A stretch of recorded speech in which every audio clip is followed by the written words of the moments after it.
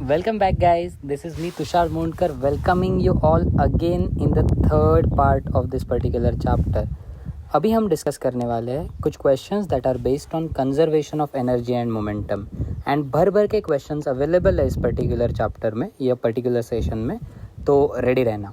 Conservation of energy and momentum में हम लोग बेसिकली कोई भी एक एनर्जी को दूसरे एनर्जी के फॉर्म में कन्वर्ट करने वाले एंड मोमेंटम के कन्वर्जन में that is in collision initial momentum equals to final momentum, ये लॉजिक को देखने वाले।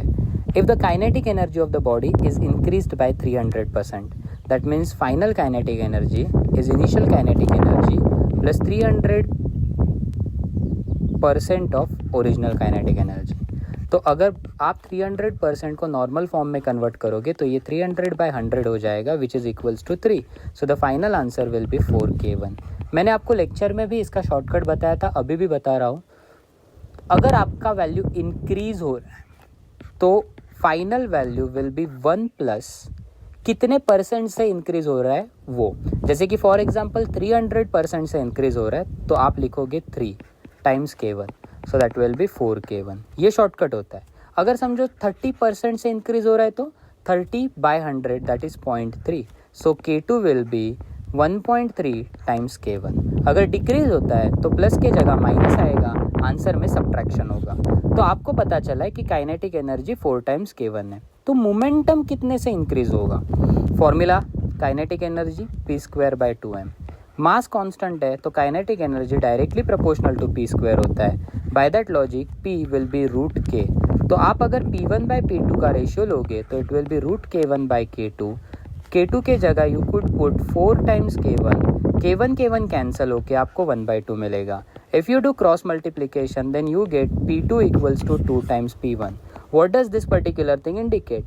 It indicates that आपका मोमेंटम डबल हो रहा है। और अगर आपका मोमेंटम डबल हो रहा है तो अभी देखो यहाँ पे लॉजिक कैसे बताया था मैंने कि 1 प्लस करना है, बराबर ना, निकालने के लिए। तो यहाँ पे माइनस करके आप गेस कर सकते हो।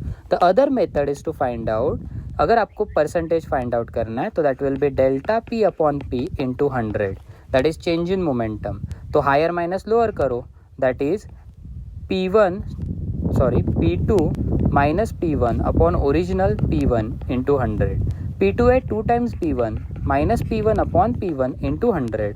तो ये आपको सॉल्व करने के बाद आंसर आएगा 100। तो that is 100% is the final answer. तो और शॉर्टकट क्या बोला, ये सब करने की ज़रूरत नहीं है। अगर समझो मोमेंटम डबल हो रहा है तो कितने से ग्रोथ हुआ? 100% से ग्रोथ हो रहा है। That's it.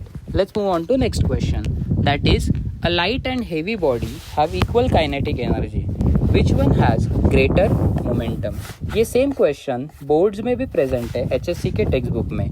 तो लाइट एंड हेवियर बॉडी बोला है आपके पास और हमें गेस करना है कि कौन से बॉडी के पास ग्रेटर मोमेंटम होने वाला है।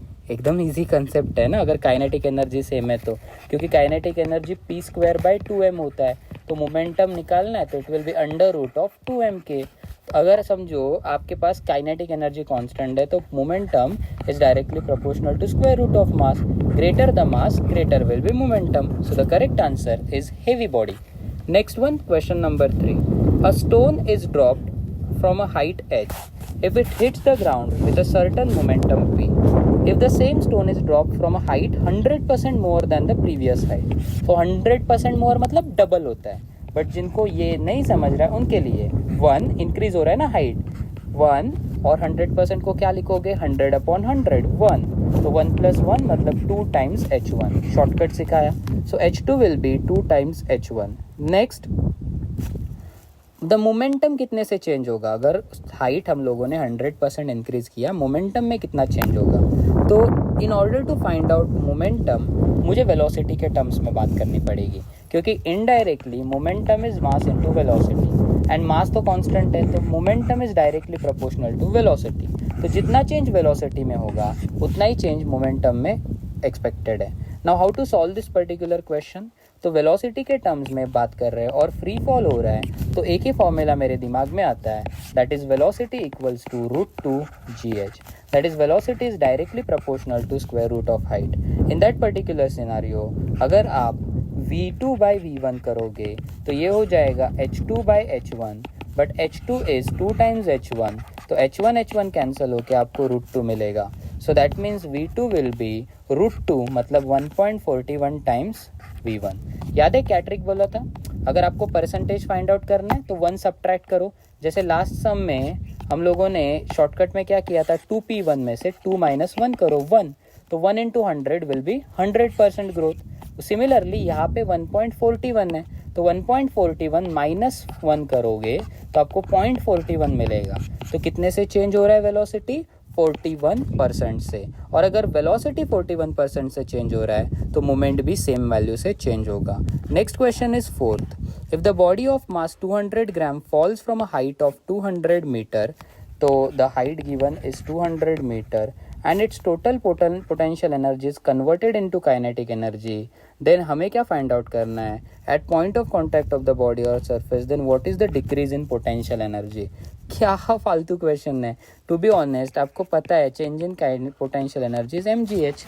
हो गया क्वेश्चन सॉल्व, और कुछ ज़्यादा डिफिकल्ट करने की ज़रूरत ही नहीं है. तो ये हो गया आपका क्वेश्चन डन. mgh आप पुट करो, you will gate final answer. In question number 5, they have given an object of mass 3m splits into 3 equal fragments. 2 fragments have velocity vi and vj. The velocity of third fragment will be what? याद करते हैं और समझते हैं कि जो vj वाला fragment है वो along y एक्सिस जाएगा, vi वाला along x एक्सिस. सर आपको कैसे पता चला? Because of the unit vector. I represents unit vector along x axis, j represents unit vector along y axis. Once you got this particular idea, आपको ये समझना है कि तीसरा पार्टिकल कहाँ जा रहा है, आई डोंट नो. तो लेट्स से उसका velocity is v3, okay, and उसका मास कितना बोला है? m, मतलब तीनों का मास सेम है. तो initially if you are talking about, तो इनिशियली तीनों के तीनों पार्टिकल रेस्ट पे थे, तो तीनों का initial momentum will be 0. What about final momentum? It will be equals to m times vj मतलब mass into this velocity plus m times vi mass into this velocity plus m times v3.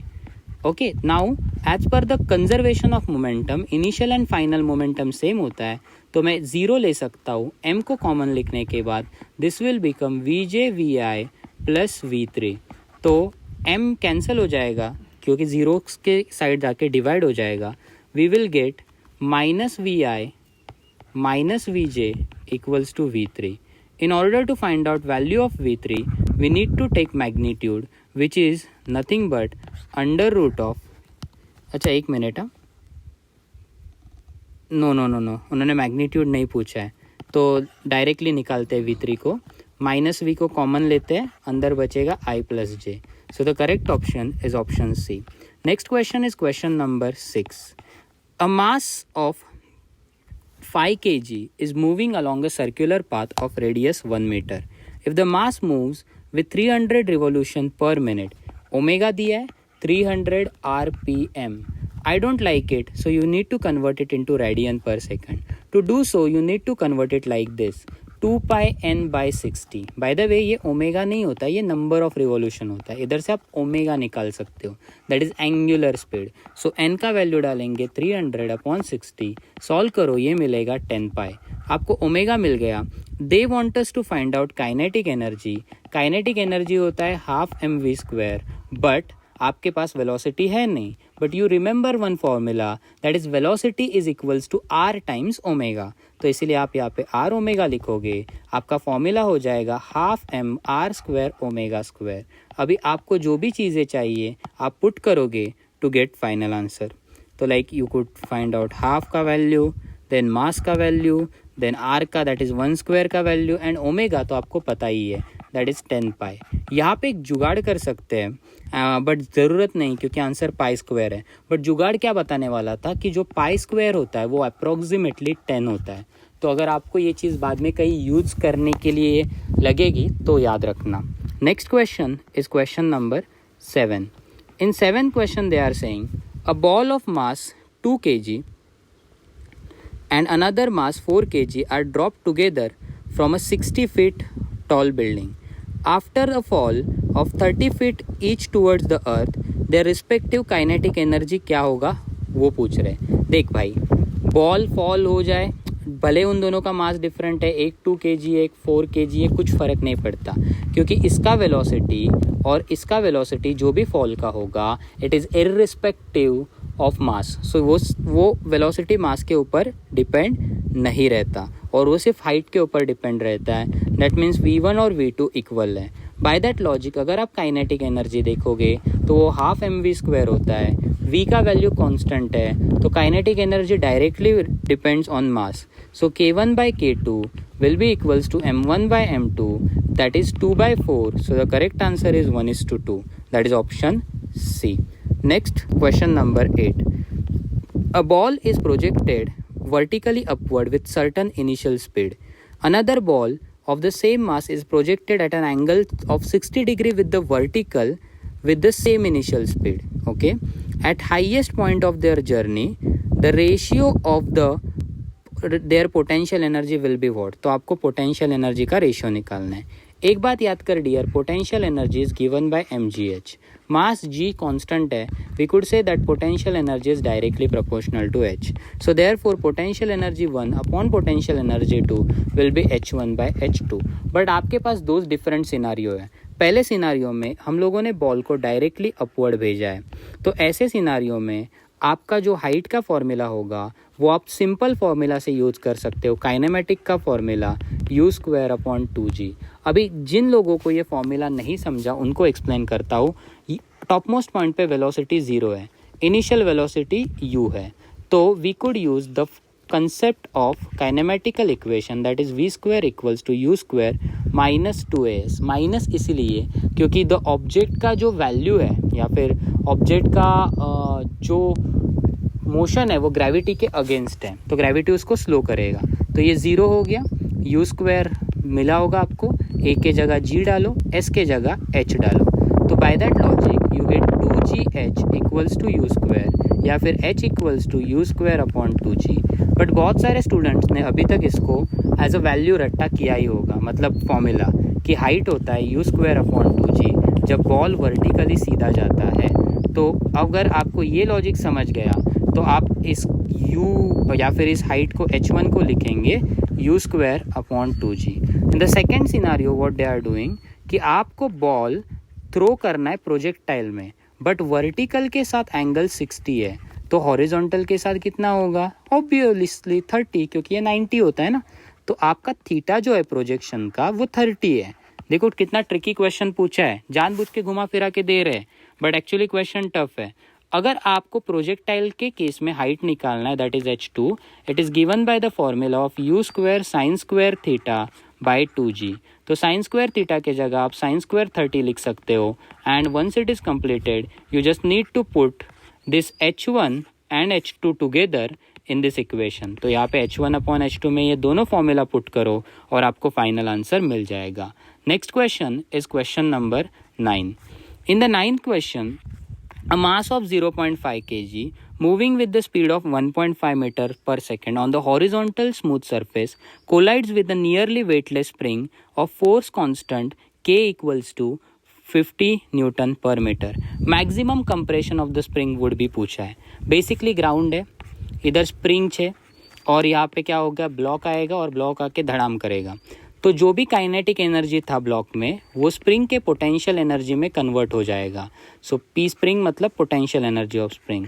We can write half mv² = half kx²। Then यहाँ पे आपको सारी चीज़ें available है, सिर्फ आपको x find out करना है, आप आराम से उसको फाइंड आउट कर सकते हो। Next question is question number 10। A body is falling freely under the action of gravity alone in vacuum, which of the following quantities remains same during the fall? Okay, तो total energy जो होता है वो total mechanical energy conserved रहता है। अभी total linear momentum conserve क्यों नहीं हो रहा है? क्योंकि ऑब्जेक्ट कोलिजन नहीं कर रहा है, मोमेंटम कोलिजन में कंजर्व रहता है। So don't worry about this thing, okay, but total energy हमेशा कंजर्व रहेगा। सर ऐसे कैसे? पोटेंशियल एनर्जी तो डिक्रीज हो रहा है, but at the same time kinetic energy increase हो रहा है। So if you look carefully you will realize that the total energy of the system remains constant. Next one is question number 11, quite interesting question. Okay, दो वे है इसको solve करने के लिए। एक वे है कंजर्वेशन ऑफ एनर्जी यूज करना, दूसरा वे है डायरेक्ट फॉर्मूला यूज करना। डायरेक्ट फॉर्मूला होता है height covered by this particular motion will be given by 5/2r। But ये डायरेक्ट फॉर्मूला किस के लिए याद रखोगे, तो बेटर है हम लोग लेंदी मेथड थोड़ा सा यूज करें बट सॉल्व करें।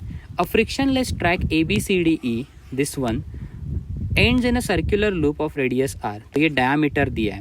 A body slides down the track from point A which is at height h equals to 5 centimeter। Maximum value of r for the body to successfully complete one loop। तो एक loop successfully complete करने के लिए कितना velocity होना चाहिए ये पूछा है। और याद रखो अगर ये वर्टिकल सर्कुलर मोशन है तो वर्टिकल सर्कुलर मोशन में जो बॉटम पॉइंट होता है वहाँ का वेलोसिटी होना चाहिए √5gr। So you need to remember this value. तो जब तक √5gr आप प्रोवाइड नहीं करोगे तब तक कंप्लीट सर्कल कंप्लीट नहीं होगा।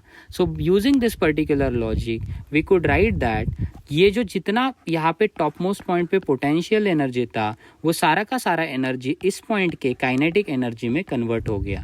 तो you could say that potential energy at the top will be equals to kinetic energy at the B।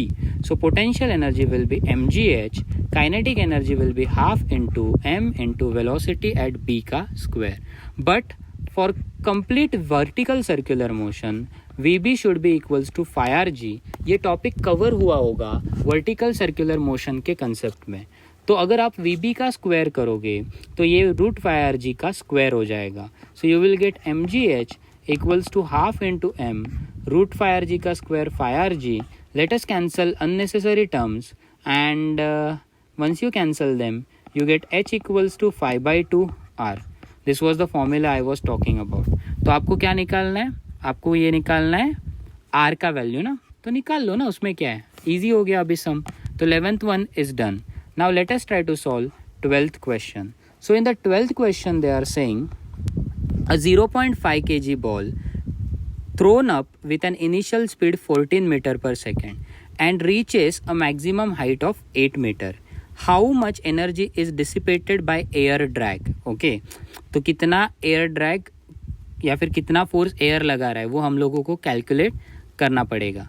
अभी क्या हो रहा है ना, एक 0.5 kg का बॉल है, इनिशियल स्पीड 14 है, मैक्सिमम हाइट 8 जा रहा है। आपको h का फॉर्मूला वर्टिकल मोशन के केस में अब भी जस्ट थोड़ी देर पहले बताया u²/2g। तो u का वैल्यू आपको दिया है 14 एंड 2 इंटू g का वैल्यू 10। तो नॉर्मल केस में 14 का स्क्वायर होता है 196, 2 इंटू 10। अच्छा यहाँ पे सॉल्विंग के लिए ना मैं बोलता हूँ 9.8 ले लो क्योंकि 196 9.8 से डिविजिबल है। आप इसको सॉल्व करोगे आपको आंसर आएगा 10 metre. Now once you solve this particular thing then you will realise that कि 10 मीटर हाइट जाना चाहिए बट वो जा कितना रहा है, 8 मीटर ही जा रहा है। तो कितना एनर्जी वो लूज कर रहा है एयर के ड्रैग के अगेंस्ट वर्क करने के लिए। क्या लॉजिक बताया, बॉल यहाँ पे है, जाना चाहिए था 10 मीटर लॉजिक के हिसाब से, फॉर्मूला के हिसाब से, बट जा रहा है सिर्फ और सिर्फ 8 मीटर। तो ये 2 मीटर क्यों कम हुआ, 2 मीटर हवा ने खाया, हवा ने अपोज किया, इसलिए वो सिर्फ 8 मीटर जा पाया। तो अगर आपको फाइंड आउट करना है, डेल्टा ई या फिर energy used by air. Okay, so energy वो फाइंड आउट करना है, that will B mg into ये दोनों का डिफरेंस, दैट इज 10 - 8। जितना एयर के लिए ऊपर वर्क किया ना वो मिल जाएगा। बस m वैल्यू पता है आपको, g का वैल्यू भी पता है, फाइंड आउट करो, you will gate final answer. 13 in an ice cream has a marked value of 700 kilocalorie। How many kilowatt hour of energy will it deliver to the body as it is digested। Quite unique question, सिर्फ conversion के ऊपर based है। पहली बात तो 1 kilo calorie मतलब 1000 calorie होता है। ओके, ये पहली चीज़ समझना है। And 1 calorie is actually 4.2 joule. तो 1000 जब मैं बात करता हूँ तो इनडायरेक्टली इट बिकम्स 14200 जूल। तो जब आप 1 किलो कैलोरी कंज्यूम करते हो तो आप 4200 जूल कंज्यूम करते हो। By that logic I will ask you to search on internet कि एक समोसे के अंदर कितना कैलोरीज होता है। आपको मिलेगा समवेयर अराउंड 250 की कैलोरी। तो उतना एनर्जी आप एक समोसे के साथ कंज्यूम करते हो। Interesting fact, let's move on. Now let's talk about kilowatt hour. Kilowatt hour का कन्वर्जन जूल में होता है 3.6 इंटू 10⁶ जूल। तो ऑब्वियस है ना यार, अभी आपको अगर 700 किलो कैल को किलोवाट आवर में कन्वर्ट करना है तो आप जूल यूज करो ना, तो that means 700 kilo calorie will be 700 times 4200, और 1 जूल मतलब कितना किलोवाट आवर हुआ? 1 जूल मतलब 1 डिवाइडेड बाय 3.6 इंटू 10⁶ हो गया, डिवाइड को भेज दिया। तो सिमिलरली यहाँ पे हो जाएगा डिवाइड, और इसको सॉल्व करने के बाद you will get the final answer.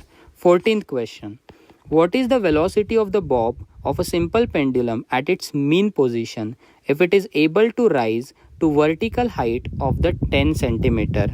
Okay, तो ये आपको पेंडुलम दिया है, ये पेंडुलम राइज हो रहा है वर्टिकल हाइट ऑफ 10 सेंटीमीटर, मतलब यहाँ पर ये 10 सेंटीमीटर राइज हो रहा है। तो हमें निकालना है कि उसका वेलोसिटी कितना होगा। देखो इस पॉइंट पे वेलोसिटी 0 है, तो जो भी वेलोसिटी इनिशियली यहाँ पे था या फिर जो भी काइनेटिक एनर्जी इनिशियल था वही काइनेटिक एनर्जी किस में कन्वर्ट हो रहा है? पोटेंशियल एनर्जी में। तो you could say that mgh equals to half mv²। Solve it to find out the required velocity.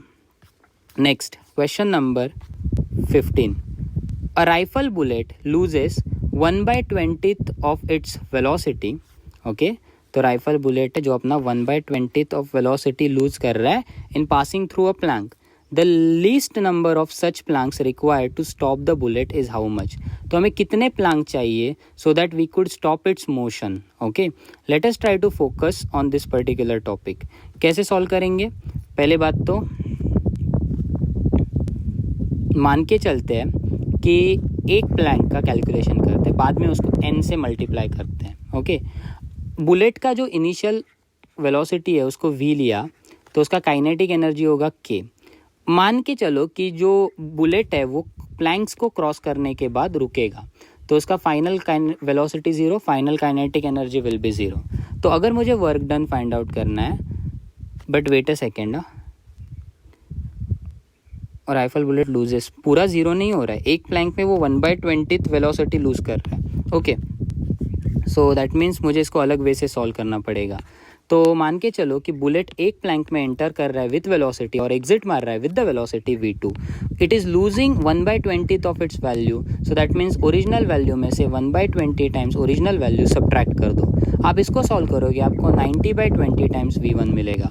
तो बाय दैट लॉजिक आपका काइनेटिक एनर्जी 1 हो जाएगा हाफ mv1² एंड आपका काइनेटिक एनर्जी 2 हो जाएगा half mv2²। But if you remember, आपका जो v2 का वैल्यू है वो v2 का वैल्यू 19/20 v1 है। So you can write it as half m 19/20² into v1²।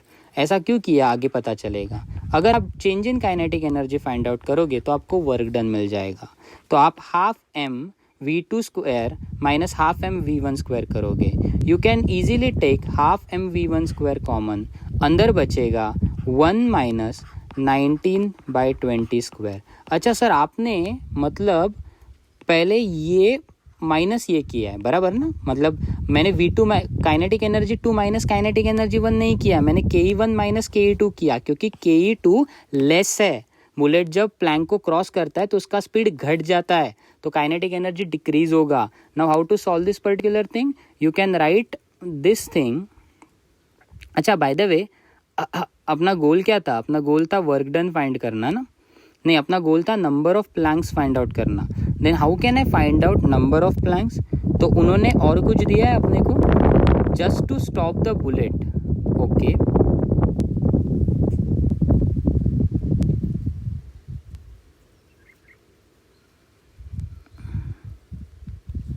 So let us solve it like this. मैं क्या करता हूँ, मैं यहाँ पे n यूज़ करता हूँ। मतलब अगर समझो n नंबर ऑफ प्लैंक्स होंगे तो मुझे यहाँ पे n लगेगा, बराबर कि नहीं? तो how can I find out this n right now?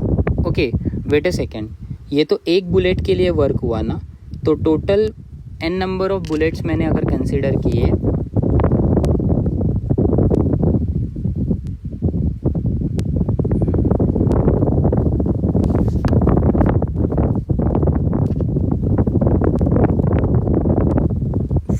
number of bullets, so that will be n times work done.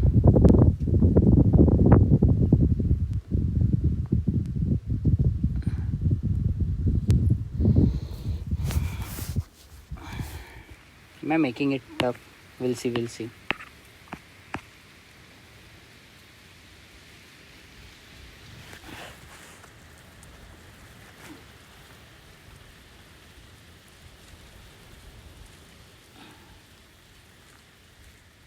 तो अगर ये एक बुलेट के लिए वर्क डन है, so that means I need to calculate it for n number of bullets.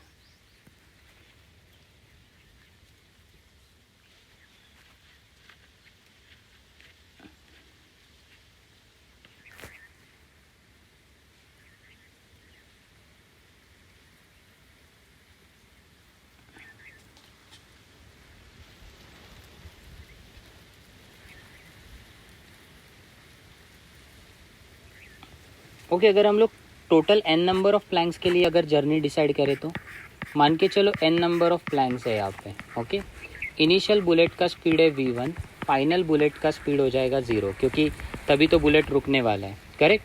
So in that particular case अगर आप work done find out करना चाहते हो तो दैट वर्क डन या फिर n times work done will be exactly equals to half into या फिर change in kinetic energy. But this time change in kinetic energy will be half into mv1 square minus half into m into 0 square. So that will be half mv1 square. तो ये हो गया आपका nw.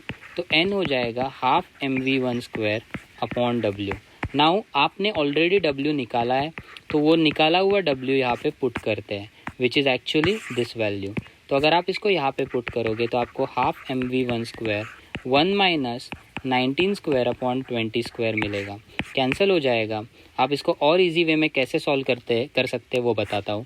तो n will become 1 upon 20 square जो है ना वो क्रॉस मल्टीप्लाई कर दो.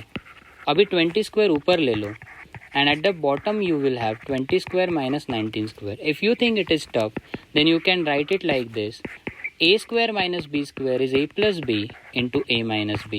You can solve it further to get the required answer. और आपको आंसर जो आएगा वो फ्रैक्शन में आएगा.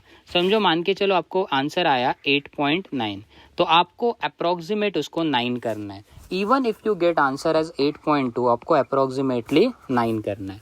तो दैट मीन्स आपका बुलेट कम्प्लीटली स्टॉप होना चाहिए ना. वो 8.2 पे स्टॉप हो रहा है. अगर आप 8 कंसिडर कर रहे हो तो वो स्टॉप नहीं हो रहा है, तो आपको आगे वाला नंबर चूज करना है. द नेक्स्ट क्वेश्चन, अच्छा ये करेक्ट आंसर नहीं है, करेक्ट आंसर आपको कैलकुलेट करना है. Next question that we are going to solve is 16. The kinetic energy acquired by the mass m in traveling a certain distance d starting from the rest under the action of constant force is directly proportional to what? तो हमें क्या करना है, हमें relation बताना है kinetic energy का in terms of, but by the way kinetic energy acquired by the mass m and traveling a certain distance starting from the rest under the action of constant force. ओहो, तो force अगर constant होगा तो क्या होगा वो पूछ रहे हैं वो. देखो कोई बड़ी चीज़ नहीं है. अगर हम लोग वर्क एनर्जी थियरम देखें तो change in kinetic energy will B work done. Work done होता है फोर्स इनटू डिस्प्लेसमेंट. सो हम लोग यहाँ पे इसको डेल्टा एक्स बोलते हैं. ओके, एंड देन यहाँ पे हुआ डेल्टा के. अगर समझो एफ कांस्टेंट है और आपका डिस्प्लेसमेंट भी कांस्टेंट है, सो दैट मीन्स सारी की सारी चीज़ें कांस्टेंट है, तो डेल्टा के कांस्टेंट रहेगा. एंड अगर डेल्टा के कांस्टेंट रहेगा तो it will be independent of the mass. Next question, question number 17 थोड़ा हटके क्वेश्चन है. It's a very different type of question. The potential energy of a particle और force field is given by a by r square minus b by r, where a and b are positive constant and r is the distance of particle from the center of the field. For stable equilibrium, the distance of the particle will be how or will be what? Stable equilibrium के लिए जो du by dx होता है उसका answer 0 होना ज़रूरी है. But उसको 0 कैसे करेंगे, तो उसको 0 करने के लिए पहले आपको du by dx होना चाहिए मालूम. But in this case du by dx नहीं होगा, du by dr होगा. तो इसको डिफ्रेंशिएट करने की कोशिश करते हैं. तो अगर मैं इसको डिफ्रेंशिएट करूँगा, d by dr of a by r square पहला टर्म होगा into d by dr of b by r दूसरा टर्म होगा. अभी 1/r² का डेरिवेटिव अगर आपको लिखना नहीं आता तो आई वुड एडवाइस यू कि आप r² को ऊपर ले लो। तो यहाँ पे हो जाएगा d/dr a into r⁻² minus d/dr b into r⁻1। तो this will be in the format of x⁻n, और अगर x⁻n के फॉर्मेट में है तो ये हो जाएगा n x n-1, that is -2 r⁻³ minus ये हो जाएगा b -1 r देन -2। आप इसको अच्छी तरह से मॉडिफाई करोगे तो it will somehow look like this, -2a/r³ minus b/r²। अगर आपको एक फॉर्मूला याद है तो the force is given bye -du/dx, और या फिर यहाँ पे -du/dr, तो माइनस आएगा और ब्रैकेट में ये टर्म आएगा that it will be equals to -2a/r³। और यहाँ पे क्या हो गया था, यहाँ पे याद है माइनस ऑफ माइनस, करेक्ट, तो माइनस ऑफ माइनस प्लस हो गया था, तो यहाँ पे हो गया प्लस b/r³। तो इक्विलिब्रियम कंडीशन के लिए ये f का 0 होना ज़रूरी है। क्या याद रखोगे, for equilibrium this particular force should be equals to 0, तो यहाँ पे 0 हुआ। फिर -2a/r³ प्लस b/r³। वैसे भी ये माइनस कैंसिल ही होने वाला है तो इसको इग्नोर करो। नेगेटिव टर्म को लेफ्ट साइड लाओगे तो पॉजिटिव हो जाएगा, तो 2a/r³ इक्वल्स टू,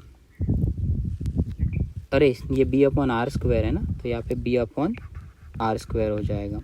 तो आप कैंसिल कर सकते हो and you will get r equals to 2a/b and this is your final answer. तो ये था आपका question number 17। Let us now discuss question number 18। तो क्वेश्चन नंबर 18 में उन्होंने बोला है कि the potential energy of the body given by the equation a minus bx² where x is the displacement, magnitude of force acting किसके ऊपर depend होगा। f होता है -du/dx, why don't we use derivative then, तो -d/dx आएगा, u का value है a minus bx²। अभी देखो a कांस्टेंट है, कांस्टेंट का डेरिवेटिव आ जाएगा 0, तो वो 0 लिखा। Then minus bx², b constant है, बाहर आया x² का derivative 2x, so you get 2bx as your f। Once you get f का value as 2bx, you will realize that 2b is constant, so f will be directly proportional to x. So it is proportional to x is your final answer. Next question is question number 19th. Two inclined frictionless tracks, one gradual and the other steep meet at A. Okay, तो एक gradual है और एक steep है, दोनों A के meet होते हैं. From where two stones are allowed to slide down from rest, one on each track as shown in figure. Which of the following statement is correct? First, both the stone reach the bottom at the same time but not with the same speed. Both the stones reach the bottom with the same speed and stone 1 reaches the bottom earlier than the stone 2. Okay. Both the stone reach the bottom with the same speed and stone 2 reaches the bottom earlier than stone 1. This particular thing is true. आप इसको short में explain करने की कोशिश करता हूँ। दोनों का स्पीड सेम होने का रीज़न है क्योंकि वो हाइट के वजह से फॉल हो रहा है। As this surfaces are frictionless, friction उसको अपोज नहीं कर रहा है, that means velocity will directly be related to height, so v will be equals to √2gh, that means velocity same रहेगा। तो दोनों का स्पीड सेम है। रही बात कौन सा जल्दी पहुँचेगा उसकी, तो उसके लिए यू कुड सी दैट कि ये जो है इसका डिस्टेंस ज़्यादा है और इसका डिस्टेंस कम है, तो डेफिनेटली जिसका डिस्टेंस कम है वो जल्दी पहुंचेगा, उसको टाइम कम लगेगा। That's it. 19th question over, ज़्यादा सोचने की ज़रूरत नहीं है। 20 SHM और the potential energy function for a particle executing linear SHM is given like this, Vx हाफ kx², ठीक है, where k is the force constant oscillator, ये तो ऑसिलेशन का क्वेश्चन डाल दिया। k 0.5 newton per minute, the graph Vx versus x shown, a particle of total energy turns back in traces. अच्छा, indirectly क्या बोल रहे हैं कि एक पार्टिकल है जो इस तरह से ऑसिलेशन परफॉर्म कर रहा है कि अगर मैं उस पार्टिकल का ग्राफ ड्रॉ करूंगा पोटेंशियल एनर्जी का तो it will look like this. Okay, if V and K indicate potential and kinetic energy respectively of the particle at x equals to plus XM and minus XM which is correct. एकदम simple question है, ये सब रामायण महाभारत बताया, I don't care about that. मुझे potential energy और kinetic energy के बारे में स्टेट करना है। ओके, पहली बात तो at x equals to plus XM मतलब हमें एक्सट्रीम पोजिशन की बात करनी है। At extreme position, don't forget ये कैपिटल V मतलब पोटेंशियल एनर्जी है।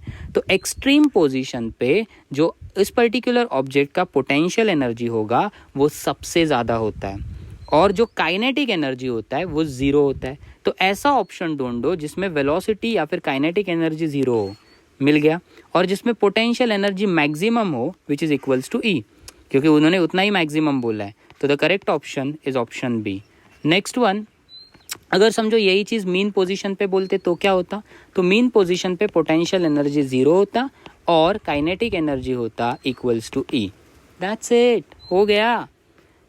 21 में बोला है, in a shot put event an athlete throws the shot put of mass 10 kg sorry with the initial speed of 1 meter per second at 45 degree from a height 1.5 meter above the ground, assuming air resistance to be negligible and acceleration due to gravity to be 10 meter per second, the kinetic energy of the shot put when it just touches the ground will be what। तो मुझे क्या करना है, मुझे kinetic energy निकालना है, but कब, जब वो टच करेगा ग्राउंड को। Okay, to understand this particular scenario हम लोग ड्राइंग ड्रॉ करते हैं। तो एक शॉट पुट इवेंट है जिसमें एक एथलीट है जो एक शॉट पुट थ्रो कर रहा है of mass 10 kg with an speed of 1 meter per second at 45 degree from a height 1.5 metre. तो पहली बात तो वो ग्राउंड से 1.5 मीटर हाइट पे है, यहाँ ये अपना एथलीट है। ओके, 1.5 मीटर मतलब that will be his own height, तो हमें उसको और एलिवेशन पे डालने की ज़रूरत नहीं है। तो उसने यहाँ से थ्रो करना चालू किया बॉल को at an angle of 45 degree, तो आपको मैक्सिमम रेंज मिलेगा। उसका इनिशियल वेलोसिटी भी आपको पता है एंड मास भी पता है, and assuming air resistance negligible, acceleration due to gravity 10, kinetic energy shot put when it reaches the ground. तो मुझे इस लोकेशन पे काइनेटिक एनर्जी फाइंड आउट करना है। कोई बड़ी बात नहीं है, काइनेटिक एनर्जी फाइंड आउट करने के लिए हम लोग 2 पॉइंट को कंसिडर कर सकते हैं। और अच्छा, ग्राउंड है ना, ग्राउंड मतलब एकदम ग्राउंड को टच कर रहे हैं, मतलब इस लोकेशन पे हाइट 0 है ग्राउंड पे, है ना, क्योंकि इनिशियली ये उसने अपने शोल्डर से फेंका तो वहाँ पे उसका हाइट है बॉल को, बट ग्राउंड पे जब वो टच होगा तो हाइट 0 हो जाएगा। Let us take this as point 1, this as point 2। Total energy at point 1 will be equals to total energy at point 2। So potential energy 1 plus kinetic energy 1 equals to potential energy 2 plus kinetic energy 2। As discuss, यहाँ पे potential energy will be m into g into that height which is, जाने दो लिखते हैं, kinetic energy will be half into V1 square, जो एक ही velocity अपने को प्रोवाइडेड है, इक्वल्स टू पोटेंशियल एनर्जी 2। चाहे तो आप इसको ना V को U लिख सकते हो, इनिशियल वेलोसिटी, और यहाँ पे पोटेंशियल एनर्जी 0 होगा क्योंकि हाइट 0 है, तो this will be 0 plus half into m V2 square. m common निकाल के कैंसिल हो जाएगा, यहाँ से आप आराम से V दैट इज़ फाइनल वेलोसिटी फाइंड आउट कर सकते हो। Let us move on to the next question, that is question number 22।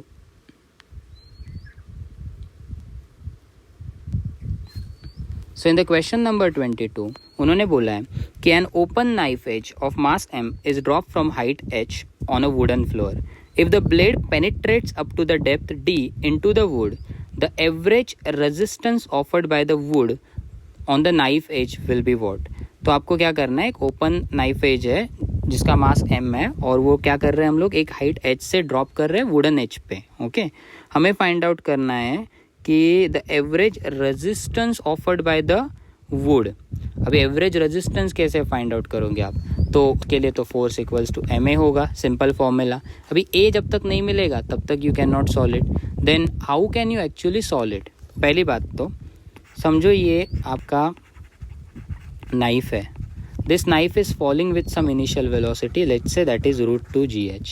This particular knife is going to cover some kind of distance, okay, or that particular distance, let us say, is given to be d. नहीं, ये तो penetrate कर रहा है ना वो, okay, तो मान के चलो कि ये जो ब्लेड है वो root 2 gh स्पीड फॉलो करके नीचे आके वुड के अंदर घुसा, तो मैं यहाँ पे वुड क्रिएट करता हूँ तो आपको बेटर आइडिया आ जाएगा। तो यहाँ पे वुड है एंड ये जो नाइफ है वो इसके अंदर आया, उसका u इक्वल्स टू √2gh ही था और अंदर घुसा। जब वो अंदर घुस रहा था तो घुसने के बाद उसका फाइनल स्पीड 0 हो गया। तो u इक्वल्स टू √2gh को मैं थोड़ा सा बाहर क्रिएट करता हूँ, इसका फाइनल स्पीड हो जाएगा अभी 0 क्योंकि वो वुड के अंदर रुक जाएगा। So final v will be 0। Let's say वो वुड के अंदर डेप्थ d के लिए घुसा। Don't you agree with me कि ग्रेविटी उसको नीचे लेके आया दैट इज g से, एंड उसको अपोज करने का काम किसने किया? वुड के एक्सेलरेशन ने। मतलब वुड ने अपोजिट डायरेक्शन में कोई तो कोई एक्सेलरेशन लगाया होगा और यही एक्सेलरेशन मुझे फाइंड आउट करना है। How can I do that now? तो मैं एक इक्वेशन यूज करूंगा which is v² equals to u² plus 2as। v is 0 क्योंकि वो स्टॉप हो रहा है। u का वैल्यू विल बी √2gh का square initial speed plus 2 into जो एक्सेलरेशन होगा वो नेट एक्सेलरेशन होगा या फिर a dash which will B g minus a, क्योंकि दोनों एक दूसरे को अपोज कर रहे हैं। तो यहाँ पे g माइनस a होगा times distance covered will be d। तो आप इसको सॉल्व करो और यहाँ से आपको a का वैल्यू मिल जाएगा। डेफिनेटली यहाँ पे चलो मैं सॉल्व ही कर देता हूँ। तो समझो मैंने लेफ्ट हैंड साइड पे लेके गया तो ये क्या हो जाएगा? -2g माइनस 8d √2gh का स्क्वायर हो जाएगा 2gh। अभी देखो तो -2g plus 2a equals to 2gh/d। Okay, अभी क्या करोगे आप? वो 2g है ना, 2g को वो साइड लेके जाओगे और इस पर्टिकुलर इक्वेशन से एक्सेलरेशन फाइंड आउट करोगे which will come out to be 1 + h/d times g। यही एक्सेलरेशन आपको कहाँ पे पुट करना है? इस फोर्स में, मतलब मास से मल्टीप्लाई करना है। So the final answer of this question will be option C. Now let us move on to the next question, that is question number 23। So in 23 उन्होंने क्या दिया है क्वेश्चन में वो देखो। दो आइडेंटिकल सिलेंड्रिकल वेसल है। Okay, we are going to ignore this particular question, ये बहुत ही हायर लेवल का क्वेश्चन है। Let's move on with the next question, that is question number 24। दो आइडेंटिकल ब्लॉक है A and B, each of mass m resting on the smooth horizontal floor are connected by light spring. तो एक block A है, एक block B है, दोनों के दोनों कैसे कनेक्टेड है? लाइट स्प्रिंग के साथ। ऑफ नेचुरल लेंथ L, तो स्प्रिंग का नेचुरल लेंथ L है, and spring constant K with the spring at its natural length. A third identical block C moving with the speed v along the line A and B collides with A. Then maximum compression कितना develop होगा इस particular spring में? तो यहाँ से एक block आ रहा है और वो ब्लॉक मूव हो रहा है विथ स्पीड v। ओके, और मुझे क्या करना है? मुझे ये मैक्सिमम कंप्रेशन फाइंड आउट करना है जो इस स्प्रिंग के अंदर प्रोड्यूस होगा। ओके, नाउ पहले तो यहाँ पे मतलब इस पर्टिकुलर सिनारियो में कोलिजन हो रहा है, ये ब्लॉक इस ब्लॉक के साथ कोलाइड होगा। तो अगर कोलिजन हो रहा है तो हमारा conservation of momentum principal apply होगा। अगर हम लोग conservation of momentum principal apply करेंगे तो bye that logic initial momentum, let's say इसका मास क्या है? m × v इक्वल्स टू, ये दोनों एक साथ मूव करेंगे। कौन से वाले? ये दोनों। तो दोनों का मास फाइनल मोमेंटम क्या होगा? सॉरी, इसका मोमेंटम मैच हो जाएगा इसके मोमेंटम के साथ। No, let's try to understand it slowly. पहले तो ऐसे इमेजिन करते हैं कि ये ब्लॉक जा रहा है वेलोसिटी v के साथ और ये वाला ब्लॉक 0 वेलोसिटी पे है। ओके, तो जब ये कोलाइड होंगे तो कोलाइड होने के बाद सिनारियो कुछ ऐसा होगा ना, दोनों के दोनों एक दूसरे को चिपकेंगे, दोनों का मास क्लब होगा and now they both will move with some common velocity v dash. Okay, so now you can say कि अगर मैं इनिशियल मोमेंटम देखूंगा सिस्टम का, that is summation of initial momentum equals to summation of final. Summation of initial will be addition of this total momentum which will be mass into velocity mv प्लस इसका velocity 0 है तो plus m × 0 which is equivalent to इन दोनों का mass that is m + m 2m into new velocity that is v dash. तो अगर आप इसको सॉल्व करोगे तो आपको मिलेगा 2m v dash equals to mv, mm cancel, so v dash will be v/2। That means ये जो ब्लॉक है, ये ब्लॉक जो स्प्रिंग के साथ कनेक्टेड है, उसके पास v/2 जितना एनर्जी है।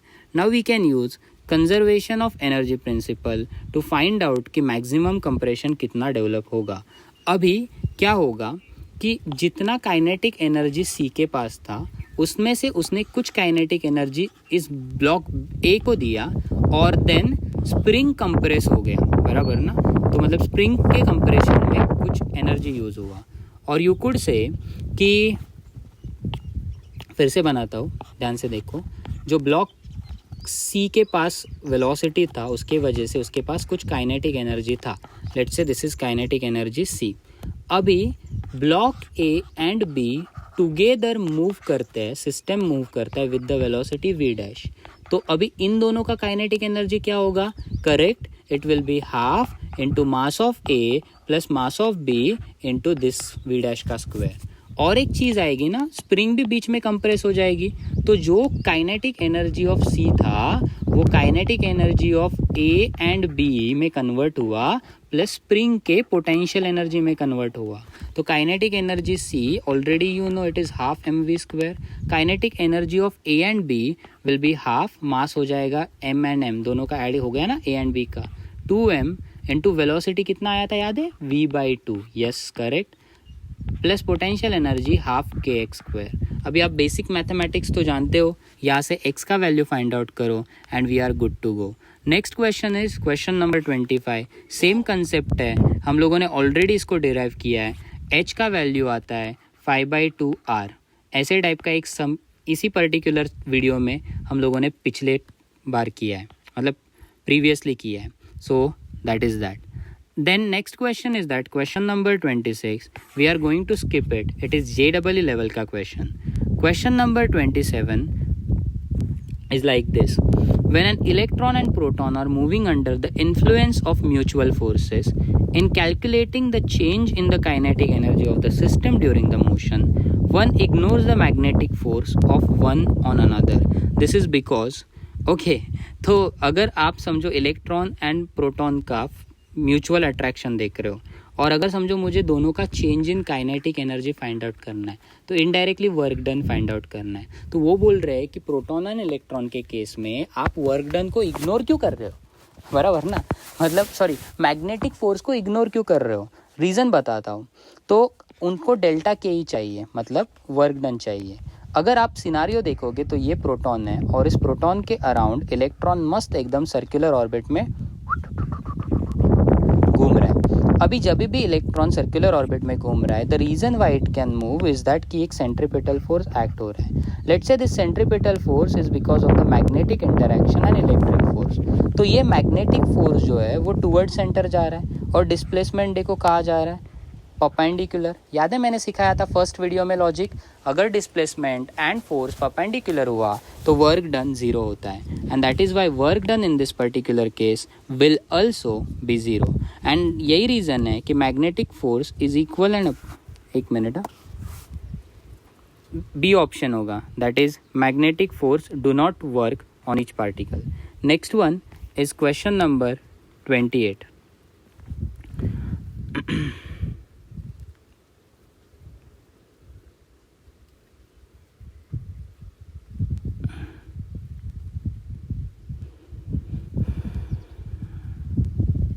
Okay, a proton is kept at rest. A positively charged particle is released from the rest at a distance d in its field.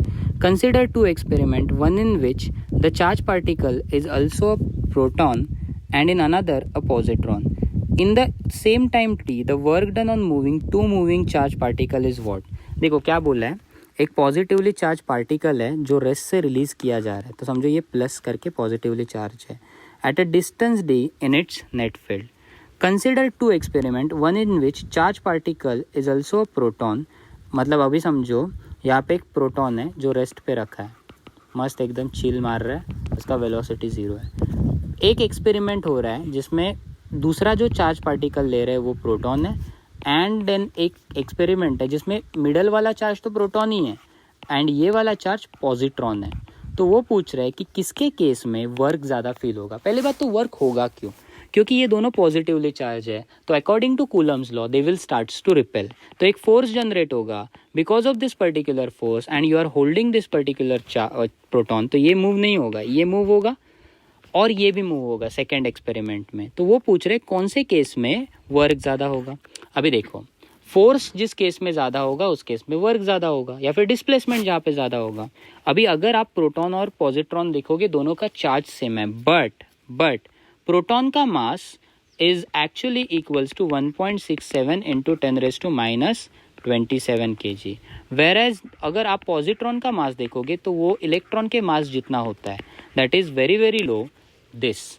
तो अगर आप दोनों को कंपेयर करोगे, you will realise that positron will easily move more distance, और अगर वो easily मोर distance move कर सकता है तो वर्क डन भी उसके ऊपर ज़्यादा हो जाएगा। This is how we solve question number 28। Let us now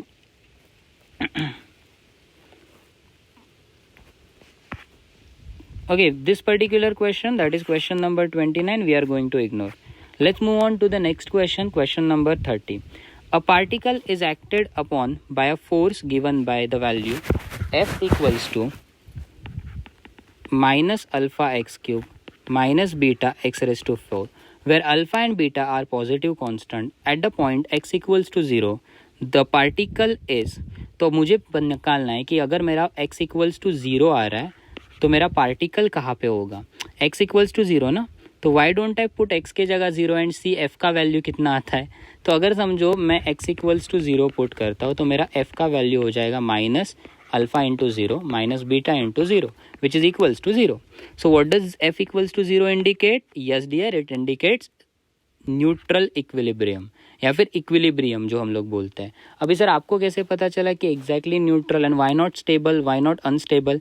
क्योंकि स्टेबल इक्विलिब्रियम में आपको जो आंसर आएगा वो पॉजिटिव के टर्म्स में आएगा और अनस्टेबल के केस में निगेटिव के टर्म्स में आएगा। Next question, a block of mass m raised height h on the frictionless table inclined, it travels distance d across and compresses the spring. Okay, हमें फाइंड आउट करना है। Then the spring extend the block, the travels back attending final.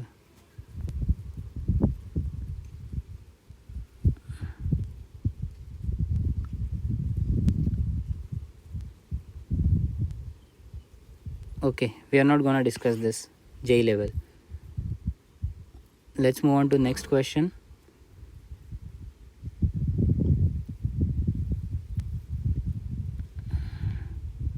We can actually try this question. It's little bit tricky. Level JEE का ही है but discuss कर लेते हैं।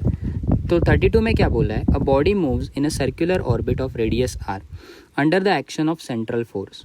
Potential due to the central force is given by, तो आपको V दिया है which is given by KR। Okay, मुझे फाइंड आउट करना है period of revolution, that means T find out करना है।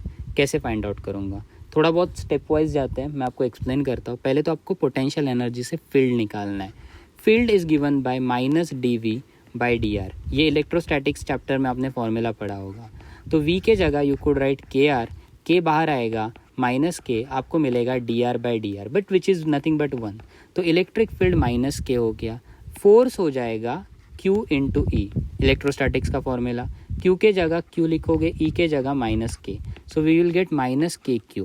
ओके, फिर देन आपको एक और चीज़ पता है कि ये जो फोर्स है वो सेंट्रीपिटल फोर्स से रिलेटेड है, क्योंकि सर्कुलर ऑर्बिट यहाँ पे इन्वॉल्व है।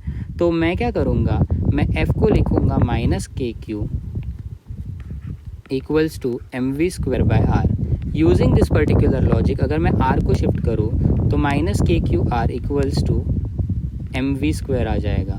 अभी देखो, K is a constant, Q is a constant, R is constant. By this logic you could say that V is actually, या फिर V square is directly proportional to R। Okay, अगर आप अभी टाइम पीरियड का formula देखोगे तो time period is distance upon speed, क्योंकि speed is distance upon time period. In case of circular motion जो हम लोग डिस्टेंस कवर कर रहे हैं, दैट डिस्टेंस इज सर्कम्फेरेंस। तो ये 2 पाई आर आ गया। अभी 2 pi r as it is और वेलोसिटी आर स्क्वायर से रिलेटेड था, सॉरी V स्क्वायर आर से रिलेटेड था, है ना। देखो V स्क्वायर आर से रिलेटेड था, तो V will be related to r raise to half या फिर स्क्वायर रूट ऑफ r। तो यहाँ पे आ जाएगा स्क्वायर रूट ऑफ r। तो अगर आप इस 2 पाई को इग्नोर करोगे और ये जो r रेज टू या फिर स्क्वायर रूट r है उसको ऊपर लेके जाओगे, या फिर एक और मेथड है, ऊपर वाले r को root r into root r लिखो, तो ये root r cancel and we can write t equals to 2 pi root r.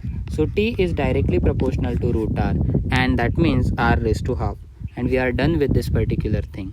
Now let's move on to the next question 33.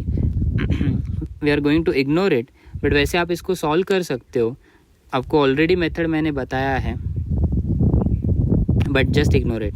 Let's not waste more time on that. 34th में आपको force into displacement diagram दिखा है, आपको kinetic energy पूछ रहे हैं. एकदम फालतू क्वेश्चन, क्योंकि अगर आपको समझो काइनेटिक एनर्जी निकालना है तो it will be equals to work done, and work done in case of force displacement diagram is area under the graph. तो जो भी एरिया अंडर द ग्राफ होगा वो आपका क्या होगा, काइनेटिक एनर्जी होगा. Next question is question number 35 में बोला है the potential energy of a particle varies with distance x as shown in the graph. The force acting on the particle will be zero at which position. देखो, अगर आपको force zero चाहिए तो आपको पहले f का वैल्यू निकालना है विच इज़ माइनस du/dx. तो जब भी u का वैल्यू कांस्टेंट होगा at that particular location only f का डेरिवेटिव ज़ीरो आएगा, क्योंकि आप अगर इक्विलिब्रियम का कंडीशन क्या है, f का वैल्यू ज़ीरो होना चाहिए, और अगर आपको f का वैल्यू ज़ीरो चाहिए तो दैट मीन्स आपकी u का वैल्यू कांस्टेंट होगा. तो अगर आप बाकी कोई भी पॉइंट देखोगे तो वो पॉइंट पे फ्लक्चुएशन हो रहा है, but there are only 2 points जहाँ पे like B and C point, जहाँ पे आपका ग्राफ मोमेंटरीली स्टेडी हो रहा है. लाइक जैसे देखो A से वो बढ़ते जा रहा है, B पे स्टेडी हुआ and then it is gonna come down, then again ऊपर जाने से पहले वो C पे स्टेडी हो जाएगा. तो जहाँ पे वो स्टेडी हो रहा है उस मोमेंट पे u का वैल्यू कांस्टेंट होगा, and that is why you will get f equals to 0 at that location. Then आपको पूछा है what is the graph between root e and 1/p. अभी देखो, पहली बात तो आप कैसे डिसाइड करोगे रूट e एंड 1/p का ग्राफ. तो e बोला है kinetic energy, kinetic energy is p square upon 2m. तो अगर मैं समझो दोनों साइड स्क्वायर ले लूँ तो root e will be p into 2m, correct. अगर मैं समझो p को नीचे लेके जाओ तो you will realise that first of all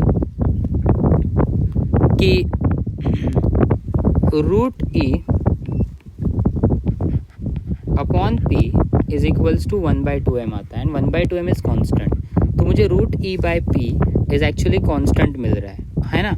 अभी how can you create the graph of this particular thing. देखो, मैं क्या करूँगा, मैं ना इसको इग्नोर करो, आप ऐसे लिख सकते हो root e is directly proportional to p. अभी सीन क्या है कि उनको ना 1/p के टर्म्स में चाहिए, नॉट p के टर्म्स में. तो व्हाट दे विल डू, वो 1/1/p करेंगे.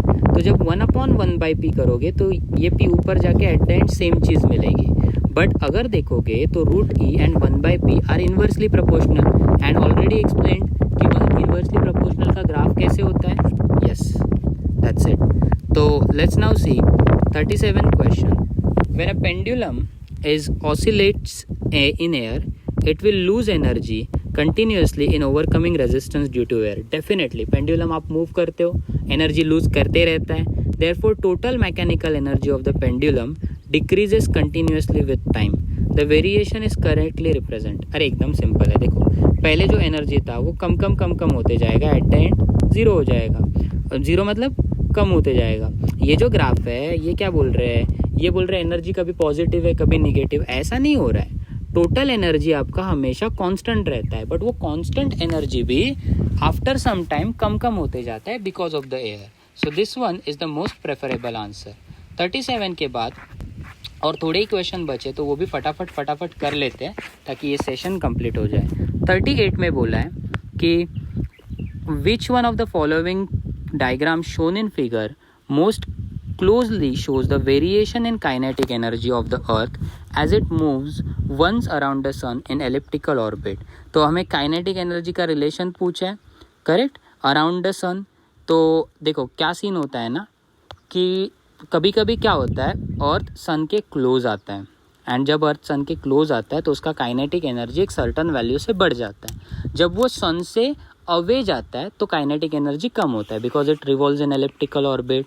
तो समझो ये एलिप्टिकल ऑर्बिट है और अर्थ है ना, अर्थ जब सन के क्लोज आएगा तो उसका वेलोसिटी मैक्स होगा, तो यहाँ पे आपको काइनेटिक एनर्जी ज़्यादा बढ़ेगा, बट डायरेक्टली थोड़ी ना बढ़ेगा, यहाँ पे कम होगा, वो कम से बढ़ते बढ़ते आया, फिर स्लो कम हो गया, यहाँ पे काइनेटिक एनर्जी मिनिमम मिलेगा।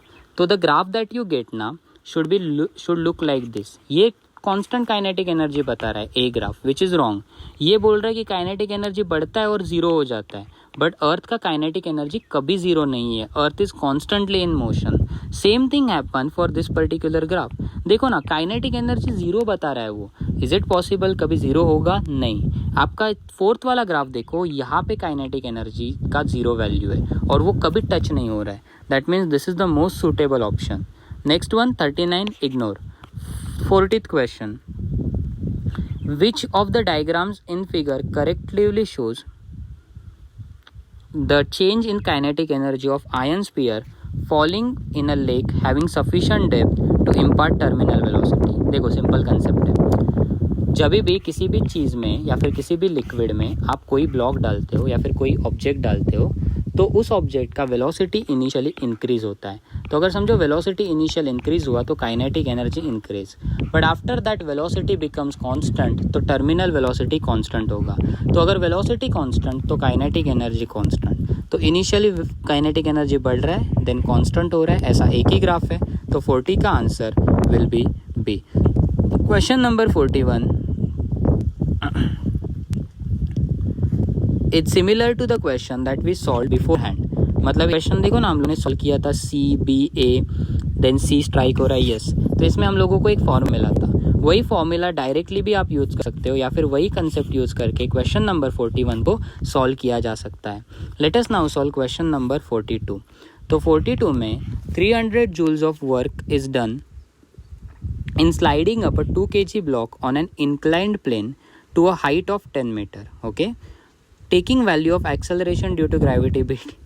अरे इजी चीज़ है ना। अभी देखो, work done against the friction हमें निकालना है। पहले तो इसके लिए हमें समझना है कि 300 जूल ऑफ वर्क हमें प्रोवाइडेड है और हम लोगों ने कितना किया वो भी देखते हैं। तो वर्क प्रोवाइडेड या फिर work done will B 300 joule. उसको उस हाइट पे लेके जाने के लिए कितने वर्क की ज़रूरत थी? तो W will be should be mgh। m का वैल्यू कितना है 2, g का वैल्यू 10, h का वैल्यू 10, तो 200। इसका मतलब ये हुआ कि अगर समझो कोई एक ब्लॉक को आपको एक 10 मीटर हाइट पे लेके जाना है तो उसको लोएस्ट एनर्जी लगनी चाहिए थी 200 जूल, बट आपको कितना प्रोवाइड किया? आपको कितना लगा? 300 जूल। दैट मीन्स फ्रिक्शन के अगेंस्ट या फिर फ्रिक्शन को ओवरकम करने के लिए आपने कितना यूटिलाइज किया? 100। That's it. This is the sum number 42। And now let's see whether the last sum is easy or not. In a collinear collision, a particle with an initial speed v0 strike a stationary particle of the same mass if the final kinetic energy is 50% greater than the original kinetic energy. Okay, collinear particle with an initial speed v0 strike a stationary particle of the same mass if the final kinetic energy is 50% greater than the original kinetic energy. The magnitude of the relative velocity between, no, this is a little bit higher level question, we are going to ignore it. That's it for this particular video. मिलते हैं next lecture में और questions के साथ, जिसमें हम लोग power के कुछ क्वेश्चंस करके इलास्टिक कोलिजन के फंक्शंस कवर करने की कोशिश करेंगे। एंड तब तक के लिए bye bye, take care, have a good day.